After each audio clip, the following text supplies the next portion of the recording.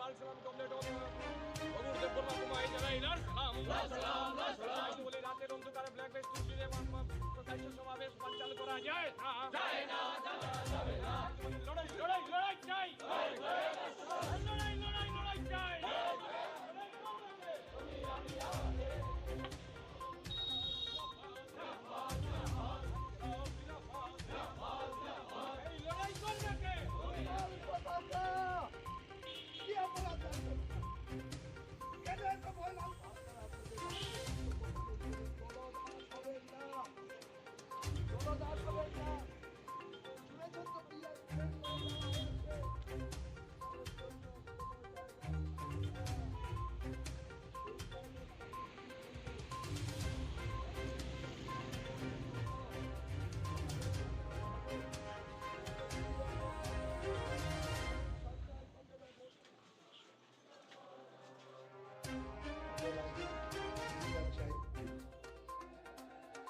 আমাদের গণতন্ত্রকে প্রতিষ্ঠিত করা যারা আমাদের প্রচার সজ্জা নষ্ট করছে, চুরি করে নিয়ে গেছে, চুরি করে ডাকাতি করে তাদের অবিলম্বে শাস্তি অবশ্যই তদন্ত করে। আমরা 31 তারিখ বিবেকানন্দ শতবার্ষিকী ভবনে আমাদের সম্মেলন হবে। এই সম্মেলনের রাজনৈতিক দুর্বৃত্তরা প্রশ্রয় না পায় সে বিষয়ে অন্তত এই ধর্মনগর শহরের ঐতিহ্য রক্ষা করে শান্তি শৃঙ্খলা বজায় রাখার ক্ষেত্রে আপনারা যোগ্য নেবেন, এই দাবি আমরা রাখছি।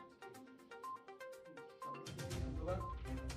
আপনারা আমাদের সহানুভূতির সাথে ধৈর্য সহকারে আমাদের বক্তব্য আমরা একটা এফআইআর লঞ্চ করছি ধর্মনগর পুলিশ স্টেশনে। আগামী 31শে ডিসেম্বর সিপিএম উত্তর ত্রিপুরা জেলা কমিটির ৪র্থ সম্মেলন বিবেকানন্দ শতবার্ষিকী ভবনে। প্রকাশ্য সমাবেশে কমরেড মানিক সরকার উপস্থিত থাকবেন, অন্যরাও থাকবেন। আমরা গত কয়েকদিনে ধর্মনগর শহরে যে প্রচার সজ্জা করছি, গতকাল রাত্রে দুর্বৃত্তরা সমস্ত প্রচার সজ্জা নষ্ট করে দেয়, তার বিরুদ্ধে বিক্ষোভ জানাইয়া আজকে আমাদের এই থানায় বিক্ষোভ এবং এফআইআর। আমরা বিশ্বাস করি আগামী 31শে ডিসেম্বর এক ঐতিহাসিক আমাদের পার্টির সম্মেলন আমরা করতে সক্ষম হব। থানাতে আসার পর থানার যারা দায়িত্বে ছিলেন ওনারা কি আশ্বাস দিয়েছেন আপনারা? তারা আশ্বাস দিয়েছেন আইনের পথেই চলব, তদন্ত করবেন এবং অপরাধীদের বিরুদ্ধে দৃষ্টান্তমূলক শাস্তি নেওয়ার জন্য তারা পদক্ষেপ নেবেন। তো হয় না, আদালতে তাদের যেতে হয় না, শুধু আমাদের আদালতের কাঠগড়ায় দাঁড়াতে হয়।